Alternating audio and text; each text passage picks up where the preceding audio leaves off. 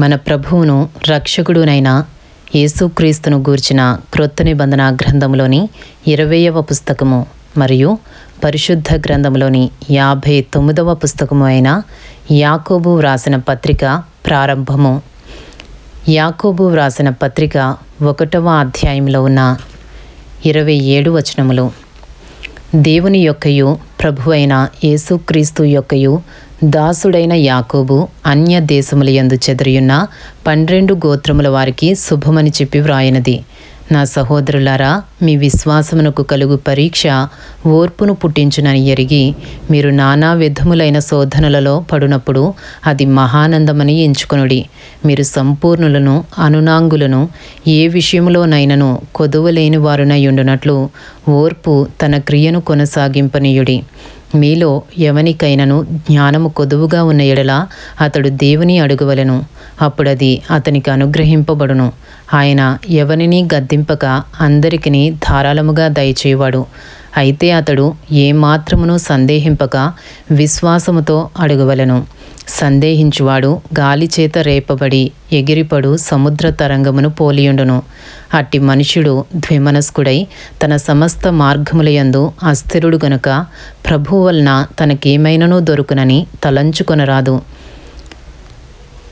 యాకోబు 1వ అధ్యాయము 9వ వచనము నుండి. దీనుడైన సహోదరుడు తనకు కలిగిన ఉన్నత దశయందు అతిశయింపవలెను. ధనవంతుడైన సహోదరుడు తనకు కలిగిన దీన దశయందు అతిశయింపవలెను. ఏలయనగా ఇతడు గడ్డి పువ్వు వలె గతించిపోవును. సూర్యుడు ఉదయించి వడగాలి కొట్టి గడ్డిని మార్చివేయగా దాని పువ్వు రాలును, దాని స్వరూప సౌందర్యమును నశించును. అలాగే ధనవంతుడును తన ప్రయత్నములలో వాడిపోవును. శోధన సహించువాడు ధన్యుడు. అతడు శోధనకు నిలిచినవాడై ప్రభువు తన్ను ప్రేమించు వారికి వాగ్దానము చేసిన జీవ కిరీటము పొందును. దేవుడు కీడు విషయమై శోధింపబడనేరడు. ఆయన ఎవనిని శోధింపడు గనుక ఎవడైనను శోధింపబడినప్పుడు నేను దేవుని చేత శోధింపబడుచున్నానని అనకూడదు. ప్రతి వాడును తన స్వకీయమైన దురాశ చేత ఏడ్వబడి మరులు కొల్పబడిన వాడై శోధింపబడును. దురాశ గర్భము ధరించి పాపమును కనగా పాపము పరిపక్వమై మరణమును కనును. నా ప్రియ సహోదరులారా, మోసపోకుడి. శ్రేష్టమైన ప్రతి ఈవియు సంపూర్ణమైన ప్రతి వరమును పరసంబంధమైనదై జ్యోతిర్మయుడగు తండ్రి యొద్ద నుండి వచ్చును. ఆయన యందు ఏ చంచలత్వమైనను గమనముల వలన కలుగు ఏ ఛాయైనను లేదు. ఆయన తాను సృష్టించిన వాటిలో మనము ప్రథమ ఫలముగా ఉండునట్లు సత్యవాక్యము వలన మనలను తన సంకల్ప ప్రకారము కనెను. యాకోబు 1వ అధ్యాయము 19వ వచనము నుండి. నా ప్రియ సహోదరులారా, మీరీ సంగతి ఎరుగుదురు గనుక ప్రతి మనుషుడు వినుటకు వేగిరి పడువాడును, మాటలాడుటకు నిదానించువాడును, కోపించుటకు నిదానించువాడునై ఉండవలెను. ఎందుకనగా నరుని కోపము దేవుని నీతిని నెరవేర్చదు. అందుచేత సమస్త కల్మషమును విర్రవీగుచున్న దుష్టత్వమును మాని లోపల నాటబడి మీ ఆత్మలను రక్షించుటకు శక్తిగల వాక్యమును సాత్వికముతో అంగీకరించుడి. మీరు వినువారు మాత్రమయుండి మిమ్మును మీరు మోసపుచ్చుకొనకుండా వాక్య ప్రకారము ప్రవర్తించువారునై ఉండుడి. ఎవడైనను వాక్యమును వినువాడయుండి దాని ప్రకారము ప్రవర్తింపనివాడైతే వాడు అద్దములో తన సహజ ముఖమును చూచుకును మనిషిని పోలియున్నాడు. వాడు తను చూచుకుని అవతలికి పోయి తానెట్టివాడో వెంటనే మర్చిపోవును కదా. అయితే స్వాతంత్ర్యమునిచ్చు సంపూర్ణమైన నియమములో తేరిచూచి నిలకడగా ఉండువాడెవడో వాడు విని మరచువాడు కాక క్రియను చేయువాడయుండి తన క్రియలో ధన్యుడగును. ఎవడైనను నోటికి కళ్ళెము పెట్టుకునక తన హృదయమును మోసపరుచుకొనుచు భక్తి గలవాడనని అనుకుని ఎడల వాని భక్తి వ్యర్థమే. తండ్రి అయిన దేవుని ఎదుట పవిత్రమును నిష్కలంకమునైన భక్తి ఏదనగా దిక్కులేని పిల్లలను విధవరాండ్రను వారి ఇబ్బందిలో పరామర్శించుటయు ఇహలోక మాలిన్యము తనకంటకుండా తన్ను తాను కాపాడుకునుటయునే. ఇంతటితో యాకోబు రాసిన పత్రిక 1వ అధ్యాయంలో ఉన్న 27 వచనములు పూర్తి చేయబడినవి. యాకోబు వ్రాసిన పత్రిక 2వ అధ్యాయంలో ఉన్న 26 వచనములు. నా సహోదరులారా, మహిమా స్వరూపియగు మన ప్రభువైన యేసుక్రీస్తును గూర్చిన విశ్వాస విషయములో మోమాటము గలవారమై ఉండకుడి. ఎలాగనగా బంగారు ఉంగరము పెట్టుకుని ప్రశస్త వస్త్రములు ధరించుకుని ఒకడు మీ సమాజ మందిరములోనికి వచ్చినప్పుడు మురికి బట్టలు కట్టుకునిన దరిద్రుడును లోపలికి వచ్చిన ఎడల మీరు ప్రశస్త వస్త్రములు ధరించుకునిన వాణ్ణి చూచి సన్మానించి, నీవిక్కడ మంచి స్థలమందు కూర్చుండుమని చెప్పి ఆ దరిద్రునితో, నీవక్కడ నిలువుము, లేక ఇక్కడ నా పాద పీఠమునకు దిగువను కూర్చుండుమని చెప్పిన ఎడల మీ మనస్సులలో భేదములు పెట్టుకుని మీరు దురాలోచనతో విమర్శ చేసిన వారగుదురు కారా? నా ప్రియ సహోదరులారా, ఆలకించుడి. ఈ లోక విషయంలో దరిద్రులైన వారిని విశ్వాసమందు భాగ్యవంతులుగాను, తన్ను ప్రేమించు వారికి తాను వాగ్దానము చేసిన రాజ్యమునకు వారసులుగాను ఉండుటకు దేవుడు ఏర్పరచుకొనలేదా? అయితే మీరు దరిద్రులను అవమానపరచుదురు, ధనవంతులు మీ మీద కఠినముగా అధికారము చూపుదురు. మిమ్మను న్యాయ సభలకు ఈడ్చుచున్నవారు వీరే కదా? మీకు పెట్టబడిన శ్రేష్టమైన నామమును దూషించువారు వీరే కదా? మెట్టుకు నీవలే నీ పొరుగువాని ప్రేమించుమను లేఖనములో ఉన్నట్టి ప్రాముఖ్యమైన ఈ ఆజ్ఞను మీరు నెరవేర్చిన ఎడల బాగుగానే ప్రవర్తించువారగుదురు. మీరు పక్షపాతము గలవారైతే ధర్మశాస్త్రము వలన అపరాధులని తీర్చబడి పాపము చేయువారగుదురు. ఎవడైనను ధర్మశాస్త్రమంతయు గైకునియు ఒక ఆజ్ఞ విషయంలో తప్పిపోయిన ఎడల ఆజ్ఞలన్నిటి విషయంలో అపరాధియగును. వ్యభిచరింపవద్దని చెప్పినవాడు నరహత్య చేయవద్దనియు చెప్పెను గనుక నీవు వ్యభిచరింపకపోయినను నరహత్య చేసిన ఎడల ధర్మశాస్త్ర విషయములో అపరాధివైతివి. స్వాతంత్ర్యము ఇచ్చి నియమము చొప్పున తీర్పు పొందబో వారికి తగినట్టుగా మాట్లాడుడి, అలాగుననే ప్రవర్తించుడి. కనికరము చూపనివాడు కనికరము లేని తీర్పు పొందును, కనికరము తీర్పును మించి అతిశయపడును. యాకోబు 2వ అధ్యాయము 14వ వచనము నుండి. నా సహోదరులారా, క్రియలు లేనప్పుడు ఎవడైనను తనకు విశ్వాసము కలదని చెప్పిన ఎడల ఏమి ప్రయోజనము? అట్టి విశ్వాసం అతని రక్షింపగలదా?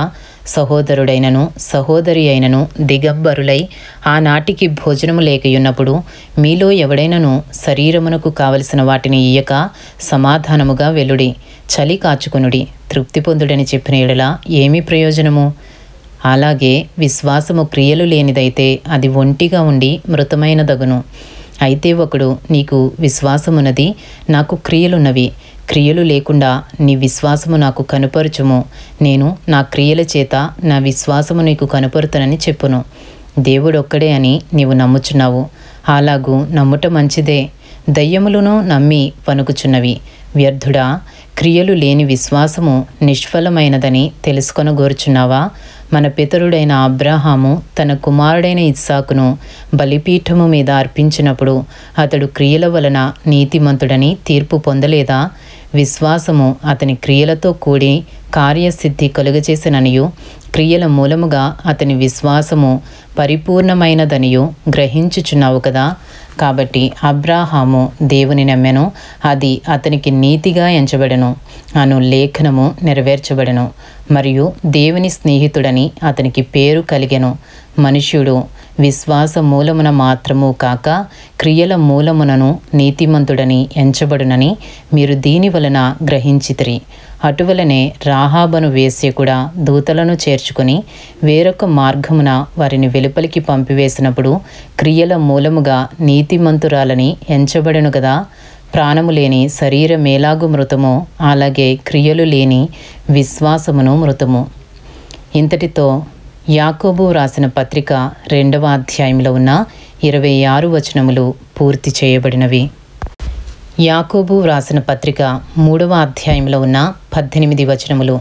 నా సహోదరులారా, బోధకులమైన మనము మరి కఠినమైన తీర్పు పొందుదమని తెలుసుకుని మీలో అనేకులు బోధకులు కాకుండుడి. అనేక విషయములలో మనమందరము తప్పిపోవచ్చున్నాము. ఎవడైనను మాటయందు తప్పని ఎడల అట్టివాడు లోపము లేనివాడై తన సర్వ శరీరమును స్వాధీనమందుంచుకున్న శక్తి గలవాడగును. గుర్రములు మనకు లోబడుటకై నోటికి కళ్ళెము పెట్టి వాటి శరీరమంతయు త్రిప్పుదుము కదా. ఓడలను కూడా చూడుడి, అవి ఎంతో గొప్పవై పెనుగాలికి కొట్టుకొని పోబడినను ఓడ నడుపు వాని ఉద్దేశము చొప్పున మిక్కిలి చిన్నదగు చుక్కాని చేత త్రిప్పబడును. అలాగుననే నాలుక కూడా చిన్న అవయవమైనను బహుగా అదిరిపడును. ఎంత కొంచెము నిప్పు ఎంత విస్తారమైన అడవిని తగులబెట్టును. నాలుక అగ్నియే. నాలుక మన అవయవములలో ఉంచబడిన పాప ప్రపంచమై సర్వ శరీరమునకు మాలిన్యము కలుగజేయచు ప్రకృతి చక్రమునకు చిచ్చుపెట్టును. అది నరకము చేత చిచ్చు పెట్టబడును.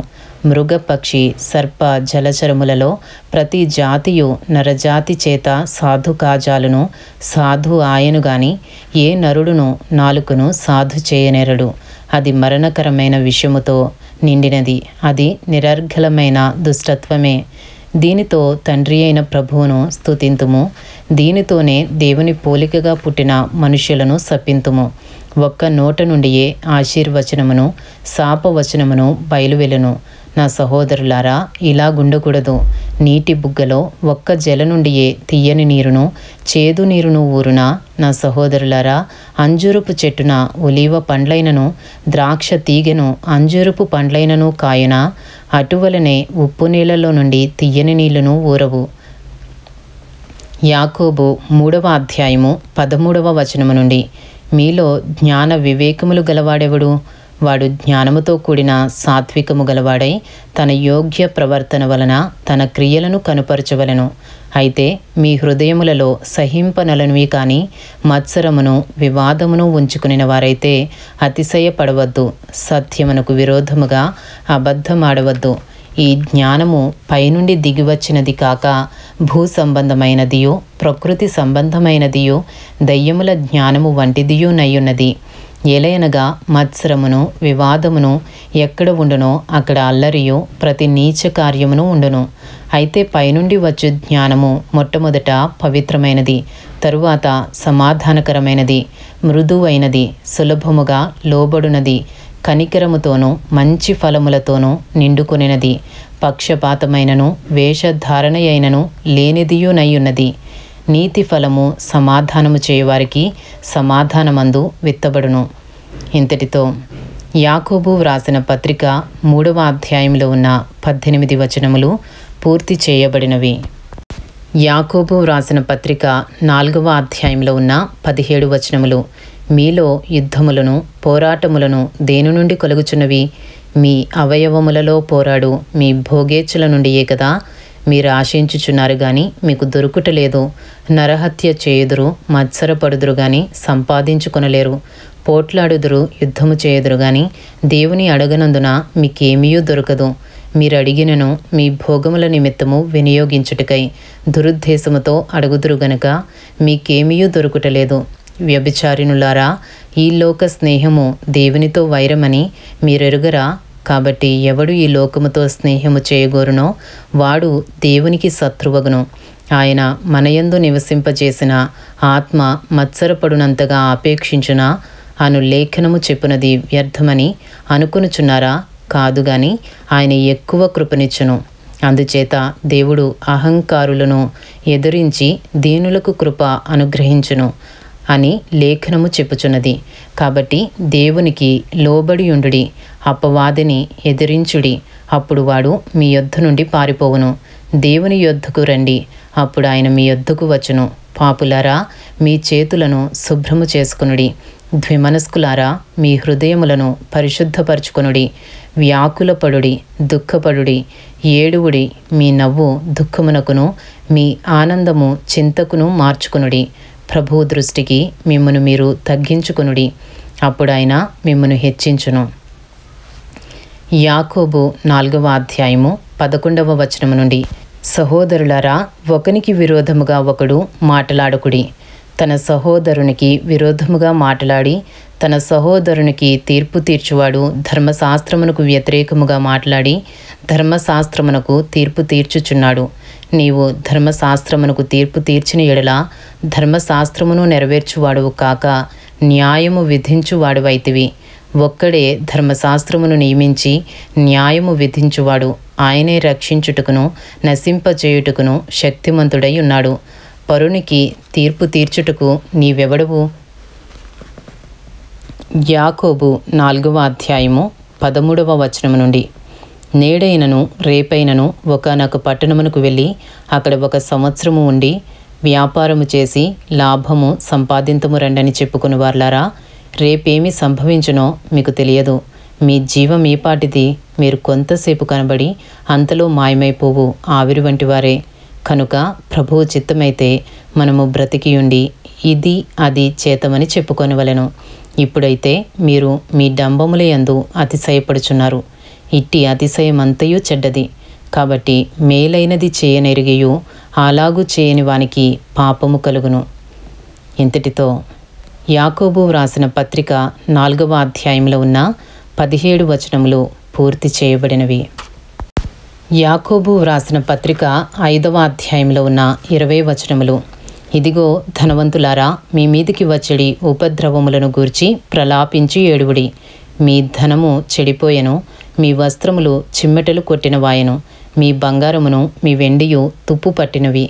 వాటి తుప్పు మీ మీద సాక్ష్యముగా ఉండి అగ్నివలే మీ శరీరములను తినివేయును. అంత్య దినములయందు ధనము కూర్చుకుంటిరి. ఇదిగో మీ చేలు కోసిన పనివారికి ఇయ్యక మీరు మోసముగా బిగపట్టిన కూలి మొర్రపెట్టుచున్నది. మీ కోతవారి కేకలు సైన్యములకు అధిపతియగు ప్రభువు యొక్క చెవులలో చొచ్చియున్నవి. మీరు భూమి మీద సుఖముగా జీవించి భోగాశక్తులై వధ దినమునందు మీ హృదయములను పోషించుకొంటిరి. మీరు నీతిమంతుడైన వానికి శిక్ష విధించి చంపుదురు, అతడు మిమ్మను ఎదిరింపడు. యాకోబు 5వ అధ్యాయము 7వ వచనము నుండి.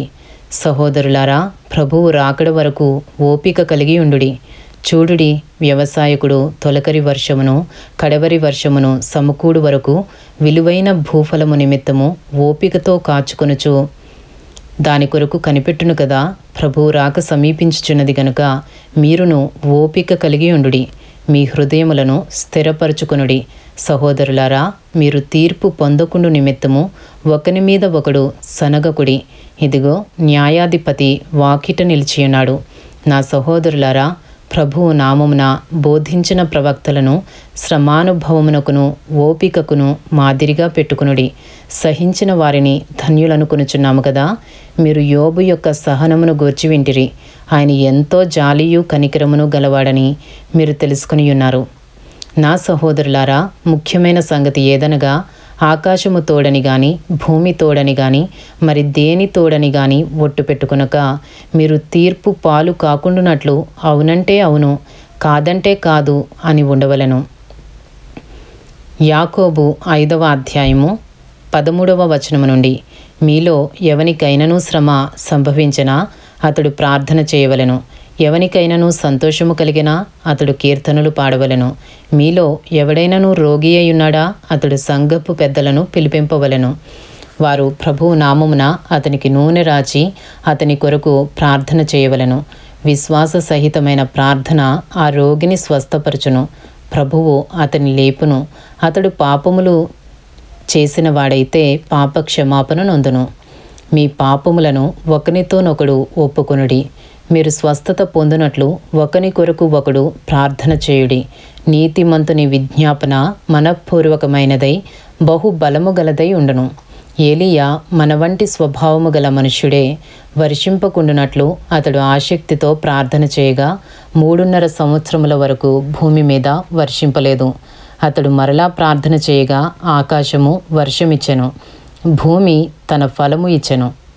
నా సహోదరులారా, మీలో ఎవడైనను సత్యము నుండి తొలగిపోయినప్పుడు మరి ఒకడు అతనిని సత్యమునకు మళ్లించిన ఎడల పాపిని వాని తప్పు మార్గము నుండి మళ్లించువాడు మరణము నుండి ఒక ఆత్మను రక్షించి అనేక పాపములను కప్పివేయనని తాను తెలుసుకొనవలెను. ఇంతటితో యాకోబు రాసిన పత్రిక 5వ అధ్యాయంలో ఉన్న 20 వచనములు పూర్తి చేయబడినవి. అలాగే యాకోబు వ్రాసిన పత్రికలో ఉన్న 5 అధ్యాయములు పూర్తి చేయబడినవి. ఇంతటితో క్రొత్త నిబంధన గ్రంథంలోని 20వ పుస్తకము మరియు పరిశుద్ధ గ్రంథములోని 59వ పుస్తకము అయిన యాకోబు వ్రాసిన పత్రిక సమాప్తము.